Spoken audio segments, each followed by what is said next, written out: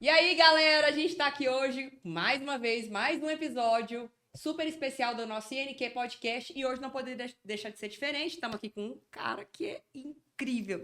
Gente, mas ele é tão sensacional que eu dei o meu marido pra ele operar, tá? Tá bom? Pra vocês verem a responsabilidade dele e a minha, né? Cara diferenciado, mas extremamente humano, generoso. Em todas as vezes que eu preciso de suporte, ele tá pronto pra me atender. E mais, ele é um cara que tem muito respeito e amor pelo que faz e pelos pacientes dele. Tá aqui comigo hoje, nosso grande amigo e cirurgião de coluna, Daniel Labre. Seja bem-vindo no nosso podcast INQ Academy, hein? Tá bom, bom demais. Primeiro te agradecer, Jerusa, te agradecer não o fato de estar aqui hoje, te agradecer a parceria de vida, né? Os bons, longos anos que nós já temos aí de convivência, de trabalho conjunto. É uma parceria muito saudável. Eu acho que eu ganho, você ganha e Sim, principalmente nosso paciente ganha. ele ganha. Nosso paciente é o grande motivador, incentivador e é o que nos motiva tá aqui, né? Não é? E eu sempre comento isso, Daniel, assim, uma coisa que me encanta em você é a sua facilidade de acesso. Então, assim, todas as vezes que eu tenho dificuldades com o meu paciente, mesmo que você não receba por isso na consulta, seja numa orientação que você me faz, mas você consegue me ajudar a mudar a história de um paciente. Quando eu te peço uma orientação, Daniel, me ajuda aqui, tô vendo isso aqui, será que eu tô certa? Eu posso continuar com o tratamento fisioterapêutico ou preciso da sua intervenção? Porque muitas vezes é isso, né?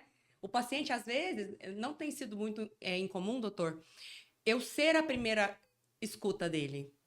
A porta de entrada. Às vezes tem acontecido cada vez mais frequentemente de eu ser a primeira escuta do paciente. Então, o paciente vem até mim e me procura como primeira pessoa. E às vezes isso me gera um pouco de insegurança porque a responsabilidade é muito grande. E quando eu tenho você para trocar nesses casos, me facilita muito. Por quê? Porque me dá segurança de estar fazendo a coisa certa. E às vezes, e isso me traz também, Daniel, uma certa humildade profissional, sabe? Porque eu sei que eu não sei de tudo. Mas eu sei que quando eu te pergunto e você fala, Jesus, igual ontem aconteceu isso, né? Ontem mesmo aconteceu, tô falando no caso muito real, né? Falei, Daniel, o que você acha? Prossigo ou não? Né? A minha pergunta para você é sempre assim: posso ter segurança ou não? Porque eu sei que eu não sou dona da verdade. Mas quando esse paciente, como aconteceu ontem, por exemplo, ela chegou para mim e falou assim: olha, se você me disser que eu tenho que ir num médico, que eu tenho que fazer uma infiltração, eu vou fazer. Aí eu falo, oh, meu Deus, né? É uma É um responsabilidade muito peso que a grande, gente, né? quando tem oportunidade de dividir, É faz muito bem, mais né? legal, né? É Fica mais muito mais legal. leve, né? Então, eu Legal. que te agradeço por estar aqui. A gente compartilhar essa experiência vai ser muito importante. A gente trazer os casos que a gente vive no nosso dia a dia, eu acho que vai ser muito importante. E eu queria começar, Daniel, da gente falando sobre um caso que nos desafiou muito, que foi aquele caso que nós postamos da escoliose daquele paciente que nós compartilhamos, uma escoliose gravíssima de 55 graus, num adolescente de 16 anos. Depois que nós postamos aquilo e a gente começou a falar sobre isso, você não imagina a demanda que eu tenho tido no meu consultório de outras mães que viram aquele caso daquele menino e ficaram muito assustadas com o que aconteceu. E a coisa que eu mais escuto hoje, Daniel, nos consultórios, quando eu vejo assim os pais chegando até mim falando: meu Deus, o que eu perdi nesse intervalo de tempo que eu não via mais meu filho sem camisa e quando eu fui ver, já não tinha mais jeito. Depois disso, você sabe que nós atendemos outros dois casos, além desse, né, que eu trouxe para você. E, graças a Deus, eram casos que não precisavam de cirurgia, né? Então, tá comigo no conservador. Mas eu queria te perguntar, Daniel, o que está acontecendo com a postura dos nossos adolescentes e o que a gente pode fazer para ajudar? Bom, excelente forma da gente começar essa conversa, né? A deformidade que a gente tanto observa, né, nos principalmente adolescentes, é geralmente uma patologia, uma doença progressiva e é uma doença da idade, né, e Uhum, do desenvolvimento de uma fase que o adolescente se retrai muito, uhum, principalmente as meninas, que é uma fase que elas começam a maturação sexual, a menina tem vergonha, ela se esconde, você recebe isso todo dia. Às vezes a mãe acha que a menina tá ficando torta, tá? Eles chegam e falam assim, doutor, minha filha tá corcunda. aham, Porque ela se esconde pelo crescimento de mama, psicológico, é a verdade. aceitação. E tem sido muito difícil, principalmente com a pandemia, que a gente deixou de circular menos, de ir menos a clubes, praias, deixou de acontecer essa exposição do corpo. Os Uhum, pais observarem os filhos sem a camiseta, para poder começar a perceber esses pequenos é, detalhes, né? De assimetria de um ombro mais alto que o outro, uma cintura diferente, É né? verdade. E é isso que a gente quer trazer, não mistificar, seria justamente o contrário, né? É. Desmistificar a deformidade, que na grande maioria das vezes o seu trabalho resolve muito bem, né? E A essa era a minha correção. principal pergunta, Daniel. A minha próxima pergunta é, primeira pergunta que eu quero te fazer. Por que que nessa nossa experiência juntos, a gente tem tido mais homem do que mulher? É a primeira pergunta. Segundo, qual é o fiel da balança para eu poder pensar se esse paciente precisa de operar ou não? Dá uma dica para a família, assim, Vamos para os lá. pais, né? Para a gente poder pensar. Porque mais homem e como Quando que a gente operar? pensa em deformidades, a mais comum é a escoliose, que é o desvio quando a gente está olhando o paciente de frente. Ele fica torto para o lado. Estatisticamente, é uma doença bem mais comum em meninas. Tem sido bastante interessante a gente estar com esse grande número de casos de meninos. Mas se a gente recorrer à literatura, são mulher. 6 meninas para um menino. Meu Deus. Então, na maioria das vezes, são meninas. A gente está tendo um pouquinho esse viés, não sei, essa coincidência de estar aparecendo mais meninos. E tem uma outra deformidade que não chega tanto, porque é mais rara, que é o famoso corcunda, que a gente fala que é um aumento da cifose, principalmente a cifose dorsal, que aí sim, uma curva mais comum em meninos. Tá? E aí, Daniel, qual que é o fiel da balança para eu pensar em operar esse paciente ou não? Por exemplo, eu sou mãe, pego lá meu adolescente, que é todo, né, como você disse, retraído e desengonçado, né, tá empenujando, né, vamos dizer assim. Qual o olhar atento que eu tenho que ter? Qual é o sinal ou sintoma que eu tenho que perceber para falar, nossa, preciso levar? O grande fator que mobiliza e que diferencia esses pacientes é o equilíbrio entre a cabeça e a bacia, entre a cabeça e o tronco. Legal. E a magnitude da curva. O que eu quero te contar? Às vezes, uma curva de 40 graus que não tem o contrabalanço, ou seja, a curva ao contrário, desvia a cabeça desse paciente, ela descentraliza a cabeça da bacia, ela desvia o tronco. Então, um paciente que vai andar torto, que tem um gasto energético para executar as funções muito maiores, esse paciente requer mais cuidado, às vezes, do que um paciente que tem uma dupla curva, às vezes até maior, mas compensa o centro de gravidade. Esse paciente que a gente fala de equilibrado, onde a cabeça está centrada na bacia, ele funciona melhor do que o paciente que está lateralizado. Entendi. Que é uma das grandes coisas que a gente observa. Entendi. Então, o desgaste energético vai ser maior para ele e o desalinhamento, ou seja, ele vai buscar compensação o tempo todo. Ele sempre busca a compensação através de inclinação da bacia, dos membros inferiores, ele faz uma flexão do lado mais alto do joelho. Então, esse é um paciente que, do ponto de vista funcional, ele é pior do que um paciente equilibrado. Uau, que louco. E na sua conduta clínica, Daniel, para você bater o martelo, tem alguns indicadores específicos para você falar, não, esse paciente tem que operar? Então, por exemplo, você tem algumas... Tem. Esse é um protocolo que é usado no mundo inteiro. Tá? A gente observa muito a velocidade do desenvolvimento ósseo. Por exemplo, uma adolescente ou um adolescente com 11 anos, o ponto de corte em geral que a gente usa são 45 graus. Curvas maiores que 45 graus tendem a ser cirúrgicas. Menores que 45 podem ser tratados conservadoramente. Mas é diferente eu pegar uma menina de 12, 11 anos que ainda está em crescimento, que é uma curva que vai aumentar com 42, 43 graus.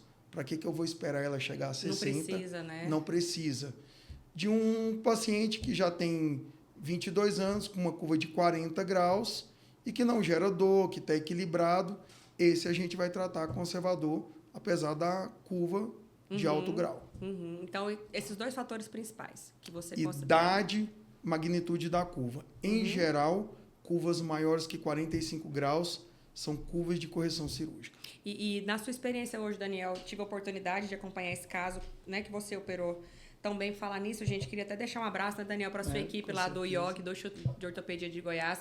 O Daniel opera com uma equipe fantástica, gente, desde o anestesista a todos os circulantes da sala, a equipe da neurofisiologia, que é a Gabriela e o time dela, né? E o time dela. E os seus auxiliares também, que são os dois que também te auxiliaram, o Daniel e o Gabriel, né? Isso. Que te auxiliaram também.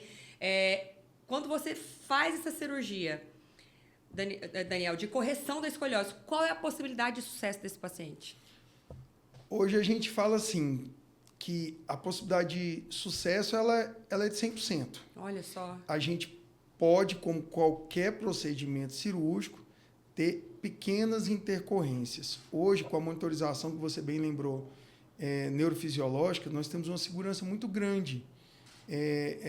Uma capacidade de visualização e de antever lesões que a gente não tinha há 10 anos atrás. Não tinha, né? Não tinha. Era um negócio meio... Se operava e despertava o paciente para ver o que teria acontecido. Hoje não. Hoje a gente consegue antever a lesão e tomar cuidados, ter desvios para que isso não aconteça.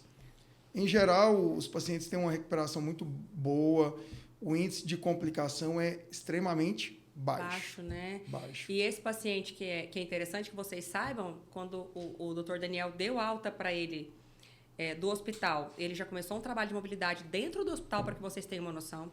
A fisioterapia em casa, no home care, a gente começou na semana seguinte já, né? Então, ele recebeu alta na mesma semana que ele operou. Na semana seguinte, já estávamos com a fisioterapia em casa e 10 dias depois ele já estava na clínica conosco.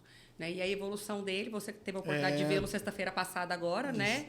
Me mandou uma mensagem né? que ele tá ótimo, né? Para vocês terem uma noção, ele acabou de fazer 3 meses de pós-operatório, esse paciente. E ele já voltou para as atividades dele total. Então, ele já voltou para a cavalgada, que ele gosta tanto, o cavalo, e já voltou para o Muay Thai também. E está no trabalho conosco agora só de adaptação muscular, fisioterapia para reforço muscular e realinhamento dos detalhes que faltam de potência, de força e de equilíbrio, porque ele está simplesmente sensacional. Ou seja, né? Fantástico, né, Daniel? E é uma coisa interessante também ressaltar que você viu uma cirurgia extensa, uma cirurgia grande. E é um paciente que não vai para a UTI, tem 10 anos que um paciente desse meu não vai para a UTI, e que na grande maioria dos casos, ele não necessita nem de transfusão sanguínea. Tem uma perda sanguínea pequena que não justifica transfusão sanguínea. É um paciente que vai eu lembro do seu anestesista falar sobre isso, né? Que geralmente os seus pacientes não fazem transfusão, né? E outra coisa que eu preciso salientar, pessoal, que é um diferencial muito grande que o Daniel trouxe sobre isso, ele está falando que é uma cirurgia grande. Realmente é uma cirurgia grande. Demora-se lá 4 horas, 5 horas, né, Daniel? Mas assim, com 2 horas e meia de centro cirúrgico que eu estava lá, ele já tinha terminado. Demora muito porque demora a monitorização, depois demora o fechamento por planos, né, Daniel? Então tem todo um preparo antes e depois, né? O preparo pré-cirúrgico, né? Pós, né? E pós-cirúrgico, ele é realmente demorado, e essa atenção aos detalhes fazem muita diferença, né? Acolchoamento do paciente, o posicionamento na mesa, a monitorização em si. Então, tem todo um trabalho para a gente minimizar ao máximo complicações. E é interessante a gente falar da monitorização, pessoal, porque um dos grandes medos, e o Daniel operou meu marido, como eu disse no começo, e um dos maiores medos era só uma hernia de disco simples, a gente olha para isso e vê simples, né? Porque a gente vê um caso tão mais complexo, mas ele falava, o maior medo de todo mundo, eu imagino, né? Que te pergunta, não tem risco de eu ficar tetra, né? E com a monitorização hoje não tem mais isso, né, Daniel? Hoje a gente minimiza esse risco ao extremamente mínimo.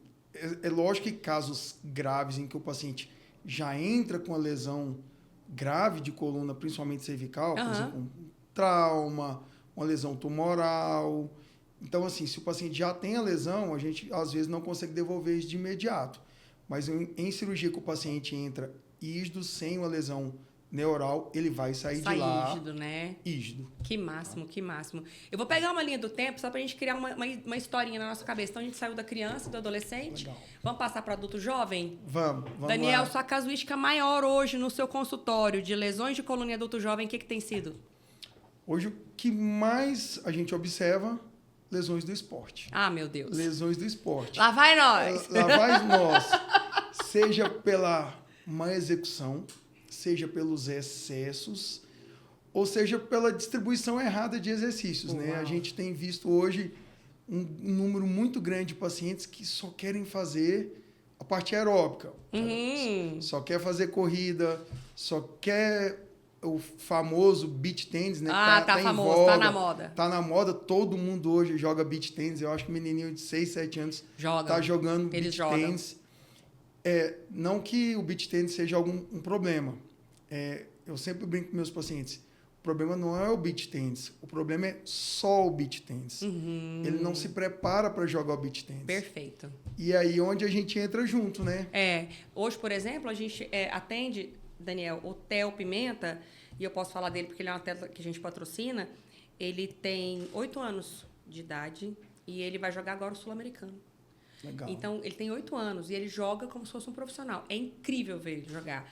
Mas ele tem toda uma preparação. O pai dele é extremamente consciente, que o pai dele é professor de educação física. Então, o pai dele faz uma preparação física com ele, o pai dele é que treina ele, o pai dele traz ele para mim, para as fisioterapias e recoveries. Então, ele trabalha também essa preparação do corpo, sabe?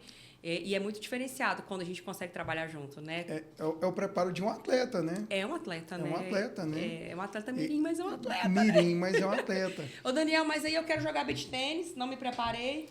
Eu sei que é um esporte que queima muita caloria, porque eu faço na areia. E tá na moda. É uma delícia. E é gostoso, socializa. Vou pra pisar na areia, parece que eu tô na praia, né? Legal. E eu já vou lá pra jogar. Chega lá, o que acontece? Minha turma é geralmente de 4, de 5 ou de 6 pessoas, que hoje todas as quadras de beach, realmente as escolas estão muito cheias, né? Porque explodiu mesmo o esporte. É um esporte fácil de jogar. Já jogou? Já, algumas vezes. É gostoso, né? Legal. É um esporte fácil de jogar. E aí eu chego lá, o que acontece? Nem sempre o professor tem condição de me corrigir no movimento. Porque se eu pratico beach tênis dentro dos movimentos que são adequados, a gente não machuca. Não machuca. Com técnica, não machuca. Distribuição correta, não machuca. Mas aí eu meto a cara. Que é o que a maioria faz. E tem muito salto. Né? Muito salto. O salto para sacar, o salto para pegar um smash, um voleio lá em cima e tudo mais, um gancho. E tem muita bolinha baixa também, as bolas curtas de rede. E aí eu faço uma hernia de disco, doutor. E eu chego lá para você, né? Bom... E aí, o que eu faço, doutor? Além de todos esses movimentos que você citou, tem um movimento no beach tennis que a gente observa, que é onde o paciente mais lesa. É a extensão do tronco para receber ou para sacar.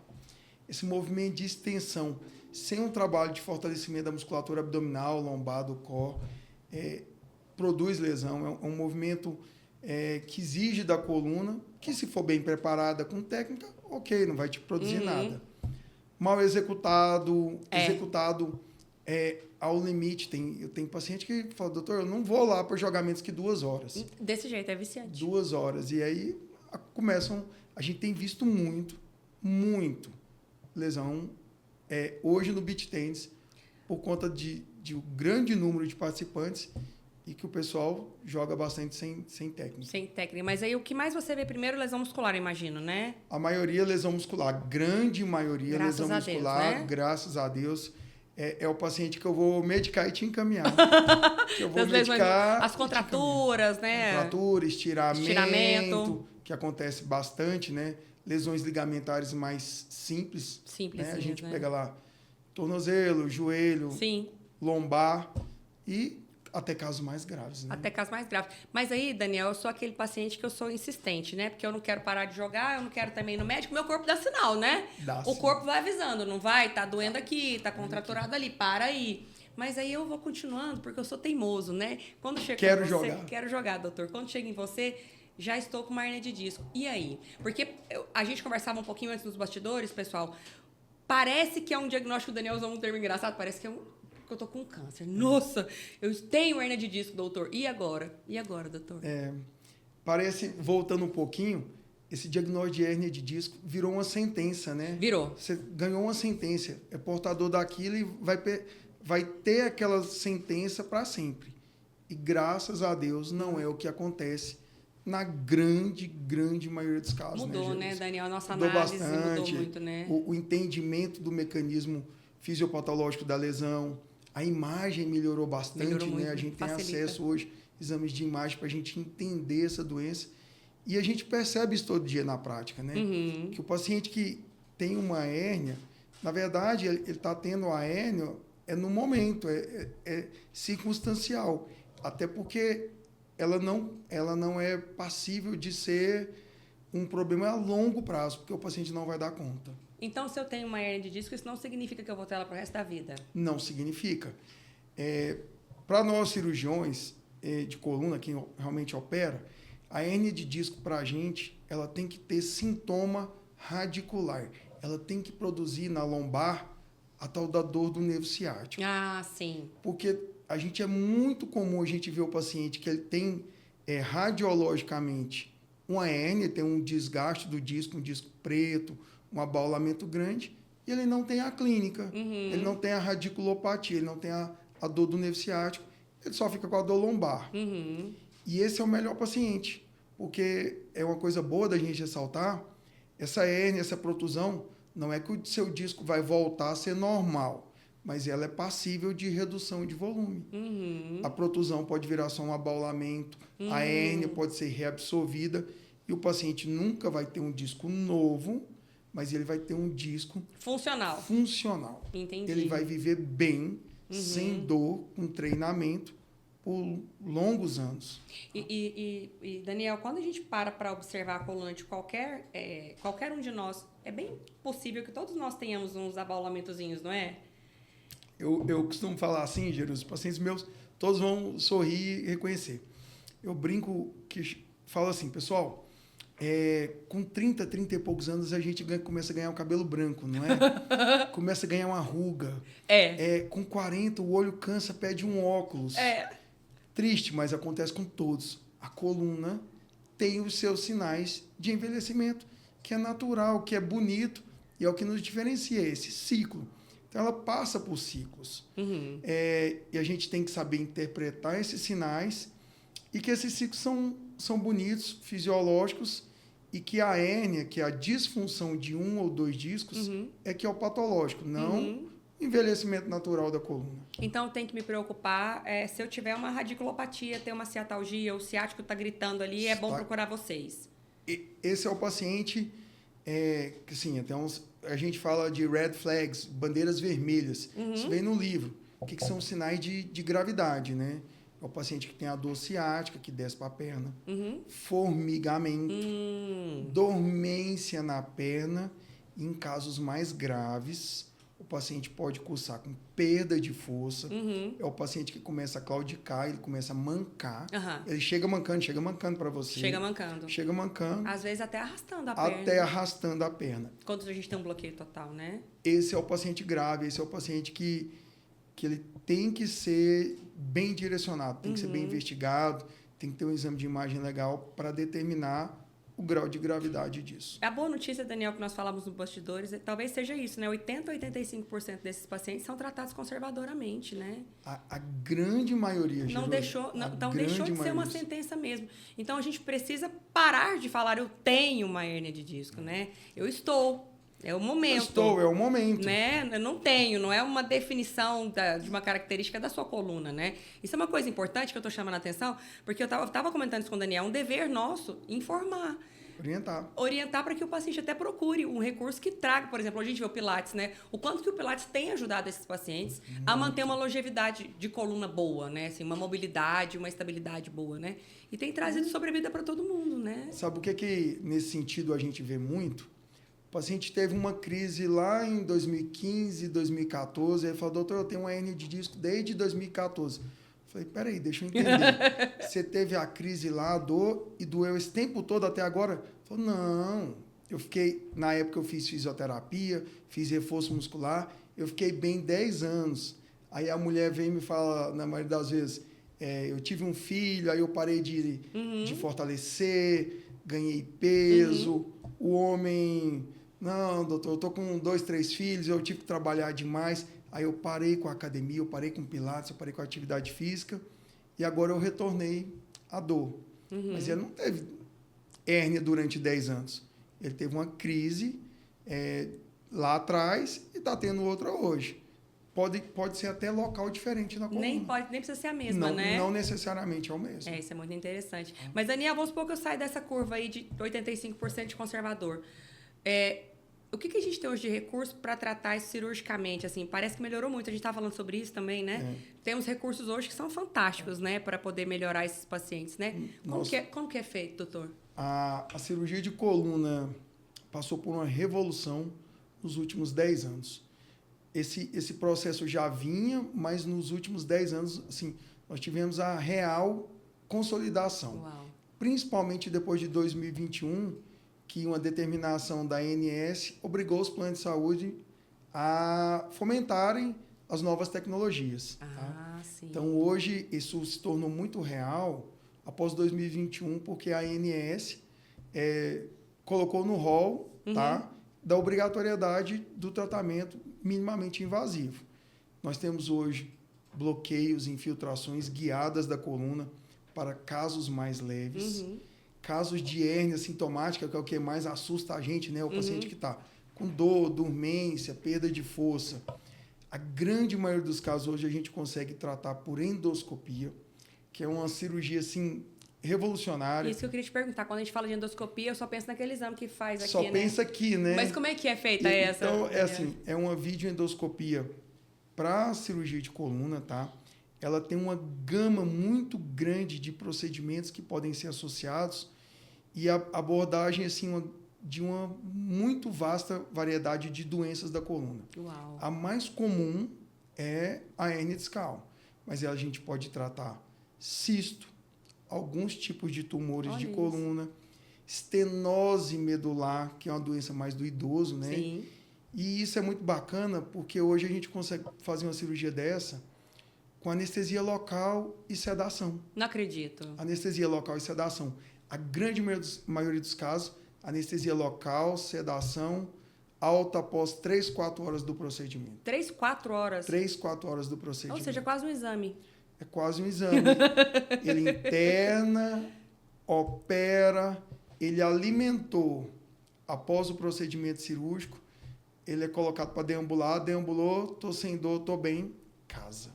Uau! Casa. E aí o tratamento fisioterapêutico começa imediatamente aí também. A gente começa o trabalho de prevenção, de reabilitação. Geralmente uma coisa interessante, ninguém tem dor e sai operando na primeira semana. Sim. Você vê isso todo dia. Sim. É um paciente que já está em sofrimento, isso. que ele já medicou, que ele já fez fisioterapia, tudo, né, ele já... É exceção, né? Ele já foi para acupuntura, já tentou tudo. E o que a gente percebe? É um paciente que já diminuiu muito a demanda muscular dele e ele chega para mim já com atrofia. Ele já entra com atrofia, com desbalanço muscular. A gente vai operar, mas opera e devolve um paciente sem dor, mas um paciente com atrofia severa muscular, com desequilíbrio, e é onde o trabalho de fisioterapia, fortalecimento muscular... Com uma cinesiofobia absurda, né? Muito. E tem uma síndrome, quase todos provam também, que dificulta muito o meu e o teu trabalho, que se chama pain avoid. Ele tem medo de sentir aquela dor de novo. Então, o paciente, perceba, ele tem medo. Não, você chega, vou reabilitar ele. Vamos fazer isso, vamos fazer aquilo. Ele fica travado. Não estou com dor, mas está doendo? Não. Mas eu tenho medo de voltar a sentir dor. Então, ele tem que ter um tempo até para poder trabalhar a cabeça e aceitar que... Mesmo porque, assim, quando a gente pensa nesse pain avoid, né, Daniel? Eu adaptei meu corpo inteiro para não sentir dor. Então, eu mudei o meu balanço pélvico, eu mudei a estabilidade da minha coluna, eu mudei meu eixo de gravidade total. Mecanismos compensatórios todos, forma de dormir. Forma de dormir, todos cursam com isso. Aí vem a doutora fisioterapeuta muito empolgada e a gente tem que tomar cuidado com isso, sabe? Eu tô falando isso para meus colegas fisioterapeutas porque é muito delicado. Porque nós não estamos falando mais só de uma restauração biomecânica ou física. Mas a gente está falando de um trabalho que é olhar para esse paciente e pensar como é que eu posso devolver a função, mas respeitando as red flags dele. O tempo dele. O tempo dele, porque é diferente, porque ele mudou... Foram anos mudando uma dinâmica, uma biomecânica do corpo para essa adaptação, para ele dar conta de viver. E daí, é tão legal quando a gente fala isso, né, Daniel? Porque eu sei que é rápido. A restauração que você faz ali, a dor, ela some. Mas a dor mecânica some. Mas a dor emocional não sumiu. Não some. A fraqueza muscular, principalmente no idoso, a gente tem operado muito paciente idoso.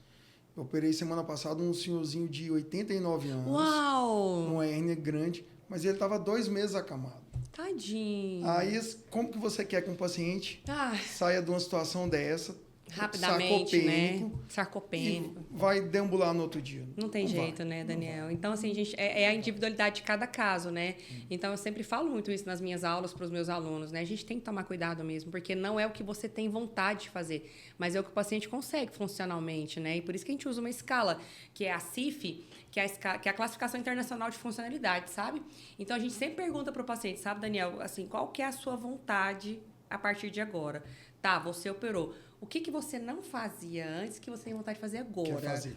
Essa é a nosso objetivo principal, o nosso objetivo estratégico principal. A partir dali, a gente constrói um plano de ação para que o paciente tenha aquilo como uma referência também. Uma meta. Uma meta. Exatamente. Ele vai fazendo umas mini metas até chegar naquele objetivo estratégico final, sabe? Mas para que ele tenha o tempo de dessensibilização da dor. Fundamental, né? É desensibilizar ele da dor, porque é diferente. E a proteção que ele chega para mim, especialmente nos pós-operatórios, é muito grande. A proteção que ele chega é muito grande. E outra coisa interessante é a gente observar que quanto mais tempo esse paciente passou em sofrimento, maior é o período para ele conseguir essa dessensibilização. Na grande maioria das vezes, o paciente veio de uma história arrastada, ele demora mais tempo.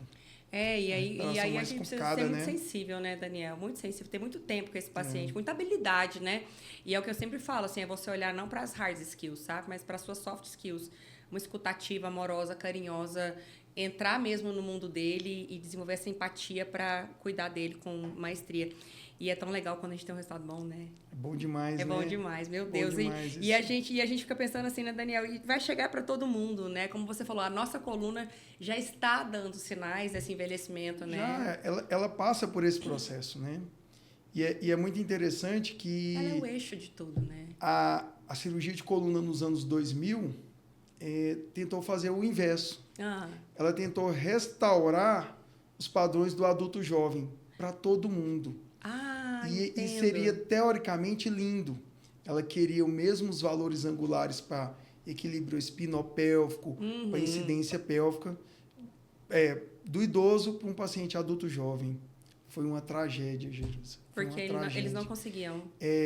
Na verdade, a gente consegue. Eu tenho instrumental... Mecanicamente falando? Mecanicamente, para te devolver parâmetros radiológicos de um paciente adulto jovem. O problema é que o resto não é adulto jovem.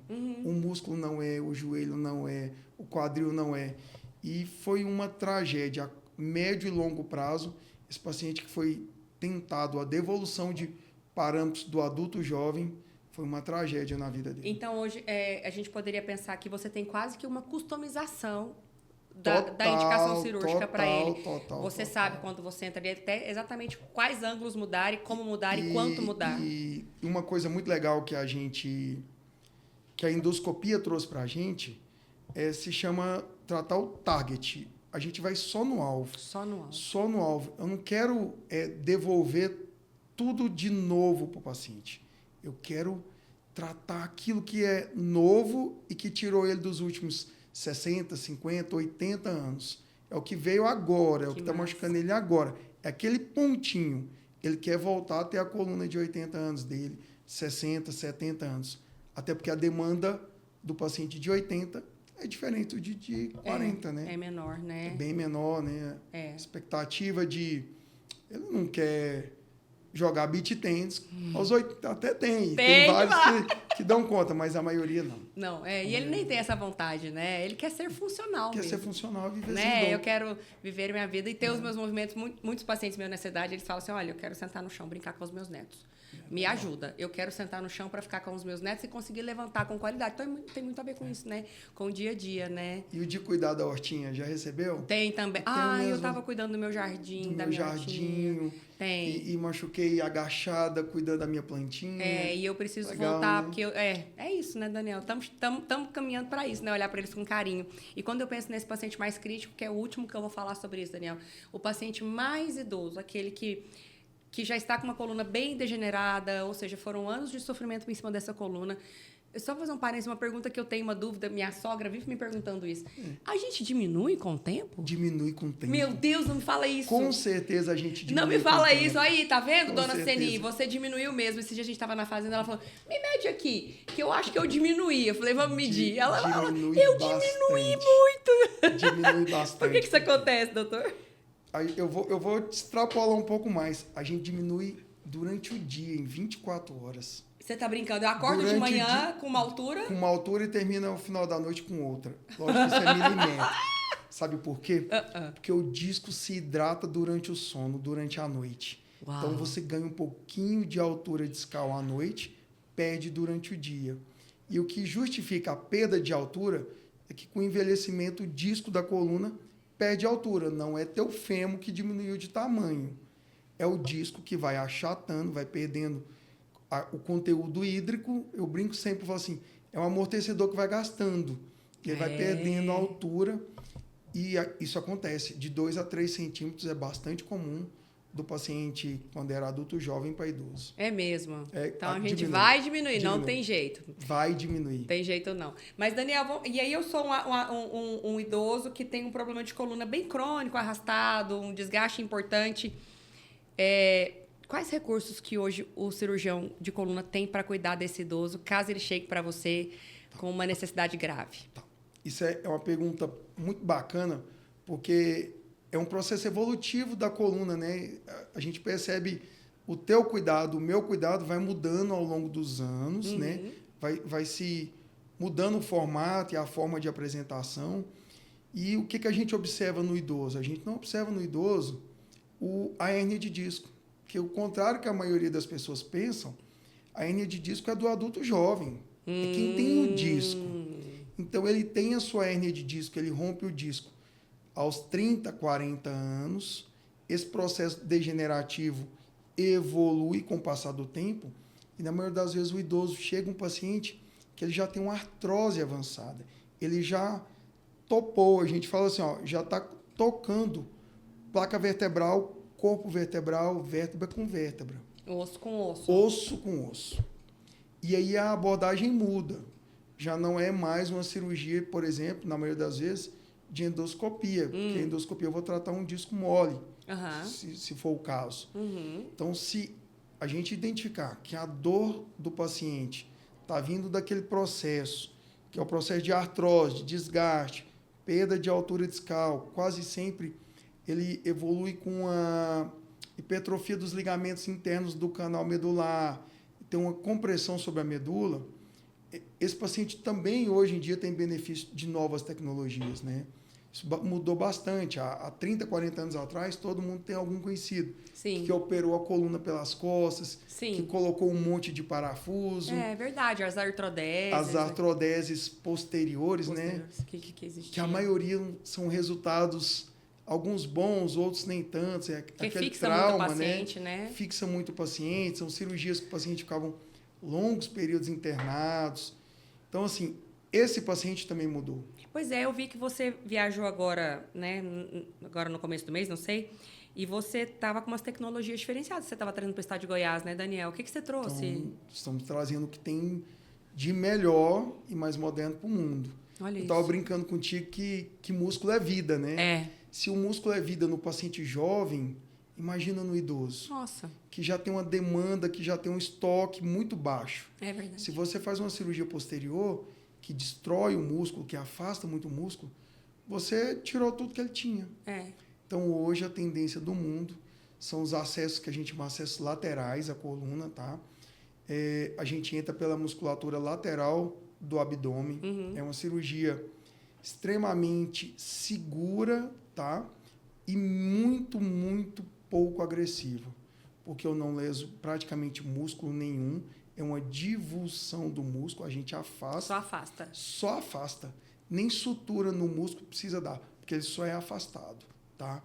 E ele não tem nem um risco aumentado de lesão vascular e nem lesão que a gente fala de alças intestinais do intestino. Porque tem um corredor de segurança muito bem delimitado para o trabalho, e a gente consegue hoje substituir esse disco que está doente por próteses volumosas, próteses que realmente refazem o disco com muita segurança. É o paciente que opera, também não vai para UTI, também o sangramento é basicamente zero. Uau. Você termina uma cirurgia dessa, ele não sangrou 30, 40 ml. O sangramento a gente fala Mínimo. desprezível. Desprezível. Desprezível. É basicamente zero. Quem já teve a oportunidade de participar, de ver, é desprezível.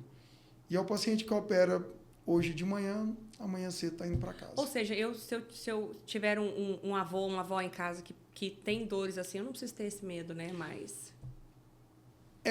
A gente sempre fala assim, é uma brincadeira que eu sempre falo com meus pacientes, a cirurgia é o casamento. A cirurgia é o casamento. Ninguém chega e casa com ninguém da noite para o dia. Então, esse paciente, ele já teve a fase do conhecimento, já namorou, já pegou na mão, já noivou. Quando tudo aquilo que a gente tem para ofertar não funcionou, falhou, aí a gente casa. Entendi. São raríssimos casos que ele já chega com essa indicação cirúrgica, a não ser que ele chega com déficit neurológico severo, que isso acontece, chega para mim. Chega no paciente, o paciente com cadeira de roda, que o canal da coluna está todo fechado. Não adianta não é o paciente que eu vou tratar com remédio, com fisioterapia, porque ele tem uma lesão compressiva severa. Esse é um paciente cirúrgico. Mas, na grande maioria das vezes, a gente não casa direto. A gente segue o ritual para poder ter um desfecho bom. E é isso que me encanta muito quando a gente trabalha junto, né, Daniel? Porque em muitos momentos, quando você devolve o paciente para a fisioterapia, você devolve com muita veemência, né? Vamos primeiro explorar todas as possibilidades. Isso é muito legal, né? E com todos os casos a gente tem tido... Tem que tentar, né, Geruzi? Tem que dar essa chance para a gente e principalmente para o paciente, né? Isso é interessante. E quando você chega a casar com esse paciente, com essa técnica nova que você trouxe, que já está com o instrumental aqui no Centro-Oeste, a nossa capacidade de manter esse casamento feliz é por mais tempo, né? O casamento se torna duradouro e feliz, essa é a palavra mesmo. É o paciente que recupera muito rápido, ele volta para a vida dele e é muito gratificante, né? A gente pegar um idoso que quer cuidar do neto, que quer cuidar de coisas simples e ter qualidade de vida, você devolver isso para ele, né? E nessas próteses da coluna, tem uma durabilidade média, como são as próteses de joelho, por exemplo? Essa é uma coisa interessante, né? Joelho, quadril, ombro, são próteses articuladas, elas têm movimento. A nossa não. A nossa é fixa. Eu sempre brinco assim, o nível que eu operei, o disco que eu operei, esqueça ele. Ele não vai te dar problema. A única desvantagem da coluna é que nós temos 23 discos funcionais. Então, assim, estraguei eu posso estragar outro. Mas a prótese em si, não. Ela é uma prótese Nunca fixa, mais eu preciso trocar. Não precisa trocar. Ai, gente, notícia boa, né, Daniel? A operada, não. Essa não precisa trocar. E você percebe que, por exemplo, às vezes o paciente opera um nível, vai precisar operar um nível acima ou abaixo? Isso acontece ou não? Há um desbalanceamento das articulações adjacentes? Há um certo tempo atrás, a gente achava que quando você operava um nível, você sobrecarregava o outro. Isso era uma verdade quase que incontestável. Hoje em dia, a gente começou a enxergar isso diferente. Eu recebo muitos pacientes com 30 anos de idade que tem 2, 3, 4 níveis gastos na lombar, você vê isso todo dia degenerado. E um desses discos explodiu, formou uma hérnia grande, mas ele já tem 2, 3 discos ruins. Aí a grande pergunta será que é a minha cirurgia que degenerou do lado ou o do lado ainda não teve tempo de degenerar? Porque chega muito, 5, 6 anos depois, assim, hoje a gente entende assim, que eu operei lá atrás, ainda não tinha dado tempo desse disco novo degenerar.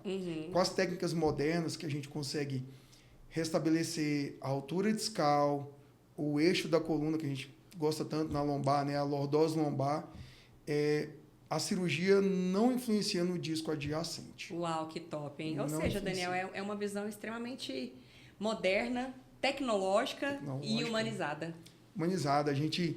O objetivo final é você devolver qualidade de vida com o menor dano tecidual possível para o paciente. E você tem um time fantástico, né, Daniel? O seu time é muito bom, né? A gente precisa Para o resultado bom, assim, é outra coisa que todo paciente tem que entender.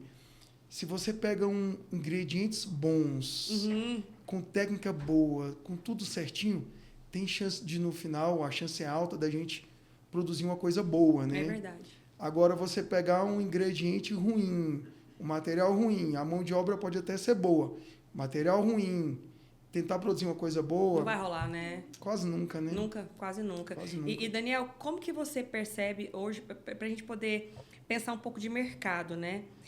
A cirurgia de coluna no estado de Goiás está me falando que modernizou, você está me trazendo indicadores que são incríveis para o Centro-Oeste, não só para o Centro-Oeste, para o Brasil, né? A gente está falando de Brasil, tá tudo muito melhor, né? Mas como que você vê hoje a cirurgia de coluna no estado de Goiás? Temos bons médicos assim como você, é difícil encontrar, a rede pública cobre um serviço legal para esse paciente ou ainda não, tem que ir para particular. O que eu faço se eu for um paciente que não tem condições de pagar você? Tá. Vamos lá. Primeiro falando um pouco de cirurgia de coluna em Goiás. Eu acho que nós temos tenho convicção que temos excelentes cirurgiões. Goiás é uma grande escola, né? Uma escola tradicional de cirurgiões de coluna. Eu fiz ortopedia no Hospital das Clínicas, então nós temos uma escola que tem quase 50 anos, que forma médicos, né? Então, assim, estamos muito bem servidos, tá? O que eu percebo, a gente percebe de mercado? Tudo que é bom, é moderno, que tem um valor, assim, agregado alto, custa caro. Não tem jeito. Infelizmente, esse é o grande entrave, né? Sim. Isso custa caro. Algumas dessas tecnologias já estão no mundo há 4, 5 anos e nós não tínhamos aqui, realmente, pelo custo. Tecnologia, tudo que é, assim, na maioria das vezes, as coisas boas têm um valor agregado maior. Sim. Não tem como eu comparar o preço de uma cirurgia que antigamente a gente fazia aberta, com um acesso, abrir uma coluna 10, 15, 20 centímetros, com a cirurgia de 0,8 centímetros que eu faço hoje. Isso tem um valor agregado, tem um maquinário muito grande atrás. Seu estudo, seu investimento. Estudo, investimento, aos poucos, principalmente as grandes sociedades, vou citar a Sociedade Brasileira de Ortopedia e Traumatologia e a Sociedade Brasileira de Coluna, tem feito um trabalho muito legal de consolidação dessas tecnologias, somente junto aos planos de saúde. Isso não vem da noite para o dia, tem uma regulamentação. Então, como eu te falei, endoscopia e prótese de disco cervical entraram no rol da ANS em 2021. Nossa! 2021. 3 anos só. 3 anos só. Que a gente está fazendo em larga escala, porque antes o convênio não era obrigado a autorizar. Então, assim, não é rápido, não é um processo rápido, mas a gente tem conseguido, muito bem documentado, muito bem contextualizado. Isso não são para todos os pacientes. A gente tem conseguido a autorização junto aos convênios desses procedimentos modernos, dessas tecnologias novas que tanto agregam para o paciente. Então, não é impossível conseguir isso por um convênio, por exemplo? Não é impossível. São cirurgias realmente de um alto valor agregado que a gente tem conseguido, sim. Na grande maioria dos casos, tem conseguido. Em Goiás, nós temos que era um plano, nem plano de saúde, né? Quem mais tem vidas em Goiás é o IPASGO, né? Tem como a gente viver em Goiás e não citar. Que não era um plano de saúde que está se tornando, né? Então, o IPASGO está numa fase de mudança. O IPASGO em Goiás tem 800 mil vidas. É um número muito grande de gente, um N né? enorme. Um N enorme. Então, assim, que aos poucos tem se conseguido a liberação de algumas cirurgias desse tipo. E doutor Daniel, eu sempre gosto muito de perguntar para as pessoas que vêm aqui, por que você escolheu a cirurgia de coluna? Essa é uma coisa bacana. Porque você falou que fez federal, né? Fez federal fiz aqui. Federal aqui, né? E aí o que Você acontece? É daqui? Eu sou daqui. Sou de daqui. Goiânia? Minha família, é interessante isso. Eu não nasci aqui, eu nasci no que hoje é o estado de Tocantins. Mas nunca morei na cidade que eu nasci. Não? Não. Você nasceu aonde, em Tocantins? Eu nasci em Tocantinópolis. Em Tocantinópolis. Mas morou sempre Meus aqui no Goiás? avós maternos moram lá até hoje. Não acredito! Moram lá até hoje, então eu fui nascer lá. Mamãe lá Fui para lá, nasci e voltei para cá. Aí voltou para Goiânia. Voltamos para Goiânia. E aí o tempo todo, sua vida foi construída em Aqui. Goiânia. Vida inteira, profissional, estudantil, toda aqui em Goiânia. E você sempre soube que queria medicina? Sempre soube que queria a área biológica. Ah, tá. Sempre soube que eu queria. Era a certeza que eu tinha era biológica. Tinha e tem uma queda muito grande pelo agro, o estado que a gente vive. Eu viveria muito bem com agronomia, com veterinária. Mas com você tem um pezinho lá zootecnia. também ou não, no agro? Tenho também. E assim. Como investimento? Gosto. Investimento como paixão, assim. Minha paixão é pescar.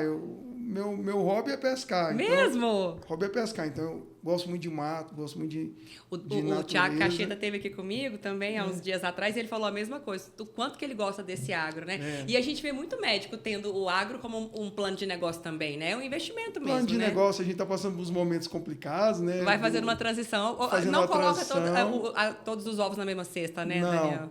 mas é uma coisa bacana que eu gosto, faz bem. A família, a gente cultua isso, né? Parece que é bom, né? faz parte Da gente, do goiano. do goiano. Né? Do goiano, uma vez por ano, fazer uma pamonha, Né? juntar a família. E a pescaria também? A pescaria vem de berço, eu brinco. Falei, pai, por que você não me deu uma bola para eu aprender a jogar e ser jogador? Você foi me levar para um rio para pescar. Que delícia, virou até paixão, hoje. né? Mas aí, falando da cirurgia de coluna, quando você fez medicina, você sabia que queria biológicas, então. Daí foi para medicina. E a cirurgia de coluna apareceu durante o curso? Como é que aconteceu isso? Primeira paixão foi a ortopedia, que é o que a gente tem mais que acesso legal. no curso de graduação, né, na formação. Então, eu até assim, eu fugia do internato das outras áreas para ir acompanhar ortopedia. Mesmo? Porque fica todo mundo no pronto-socorro grande, né, no hospital do lado, e aí sempre tava um pezinho lá olhando, gostando, vendo aquilo.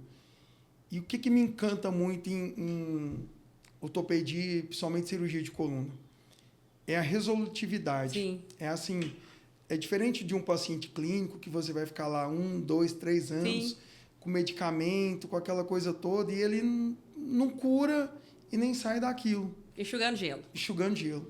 E ortopedia não. Se o paciente não é cirúrgico, ele vai fazer uma fisioterapia, vai tomar um remédio, vai ficar legal. Se isso não vai resolver, Opere e vai ficar legal. opere e ele vai ficar legal. Então, é um paciente que circula, é um paciente que fica bem e vai voltar à vida dele. Então, você já namorava a galera da ortopedia lá, você ficava lá só Já, na ortopedia. Quem era, fala um ídolo aí pra mim, aí, que você tinha naquela época. O Helder veio aqui e falou pra mim, o Helder Rocha falou pra mim que quando ele decidiu ortopedia foi quando ele viu o Dr. Mário Quai operando. O Mário Quai é um dos ídolos. Ele falou, quando eu vi o Dr. Mário Quai operando, eu falei, eu quero ortopedia. Tá. O Mário Quai é um grande ídolo. Dentro da ortopedia, que foi professor também, tem o Dr. Paulo Silva, que já faleceu. Um ídolo mesmo. Assim como os exímios cirurgiões, que é uma pessoa bonita de se ver operar. E uma coisa que eu gosto muito da ortopedia, que eu acho que mais me encantou, é o cara a cara. A gente tinha uma reunião semanal na residência, chama RS, reunião semanal, em que a gente não levava o problema para casa. Ai, que legal. Não levava o problema para casa. Então, se resolve tudo igual a gente está fazendo aqui. Sei. É olhando com a franqueza dentro do olho. E nem sempre é um tom tão amigável.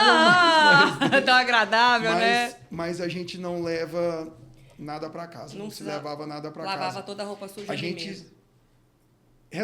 Resolvia, né? Resolvia. Isso é uma coisa boa, né? Boa. E, Daniel, aí a cirurgia de coluna veio como uma dissidência da ortopedia. Você dava uma olhada ali, joelho é bom, ombro é bom. A gente mas namora, a coluna é muito melhor. Mas a gente tinha um grande expoente da cirurgia de coluna de Goiás, né, no serviço, que era o Dr. Sérgio Daia. Sim. Dr. Sérgio Daia. Então, assim, no serviço tínhamos e temos lá... Você estava com os melhores, né, Daniel? Foi formado pelos melhores. E assim... Meu Deus! Não só a postura como cirurgião, mas a postura como médico, pessoa, como homem, como chefe de serviço. Ele era chefe de serviço na época. Então, assim, é uma coisa que encanta, assim... Poder Quero ser igual a ele. De resolução, de tomada de decisão. Uau, né? É uma coisa que te encantou, né? Que encantou e já tinha um serviço forte, né?